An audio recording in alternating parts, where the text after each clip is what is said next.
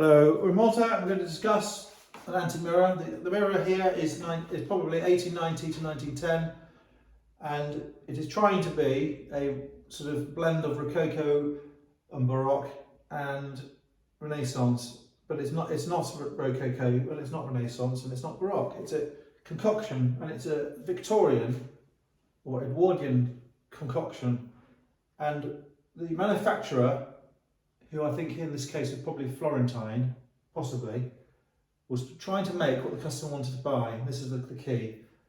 The customers on the whole don't know what they're buying, and they have certain things they want in a mirror, and they will want a shell, which is Rococo.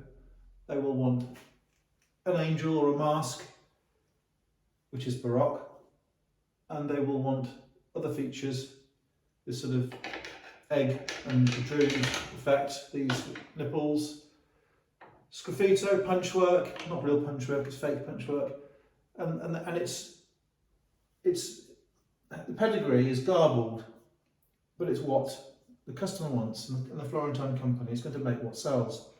They're not going to make what's right, and they're not going to make what's has a good pedigree. They're going to make what sells. And this is a shield-shaped mirror. It's not a shield-shaped mirror really, but it's a sort of shield-shaped mirror.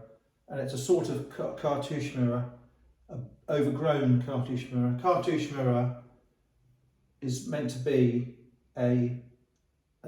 based on a scroll of paper, which would have originally a scroll at the top, a scroll at the bottom. A cartouche is an announcement, it's a proclamation. And they became mirrors, and then they started to become bellied, and the scrolls started to disappear. So it's not a cartouche mirror, and it's not a shield mirror, but it has elements of cartouche mirror, it has elements of shield mirror. So it's hugely heavy, this thing, and we put it on these brackets, otherwise these mouldings will almost certainly get smashed. If you put it on a van with a driver, it will nearly 99% get smashed if you don't wrap it carefully. And it's not only the glass we're worried about, we're worried about these fittings. So in Florence, they liked to use carved wood. And this is not carved wood, but you can't tell unless you look at the back and see the dimensions of the relief. And what this is gesso. So inside these areas you have a 100% mass of plaster with no wood at all, but there is a wire which is used to stiffen it, and if it does get smashed, you usually won't fall off because there's this wire inside. This one has been repaired here,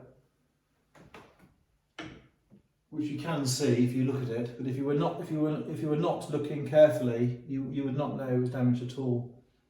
So when you're buying your mirrors, you have to look for missing pieces of plasterwork.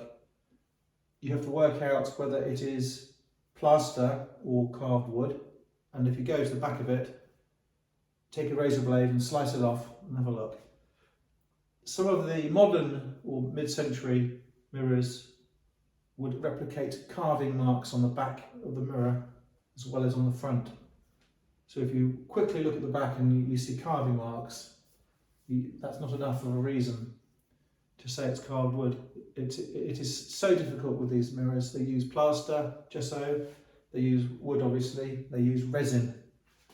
And I have sold two in England, very, very nice resin mirrors this week, which I don't really like to have them, but they were so good looking, these mirrors, and so big and in such good condition. They were made in France in about 1960. They were eye-wateringly beautiful, and to look at them, you're pushed to know they're resin. So those are resin. They weren't even plaster, they're resin. So when you buy these mirrors, be careful. This glass here is old glass. If you break it, it doesn't break like a modern piece of glass. If you break it, it will slice like a scissor in shards. The shards will be dagger sized and they will go everywhere. This glass, if it breaks, is lethal, not laminated or safety glass. So be very careful. in this example, it is beveled, and that's the size of a good mirror. I'm going to do some more mirrors now on the other videos. Thank you.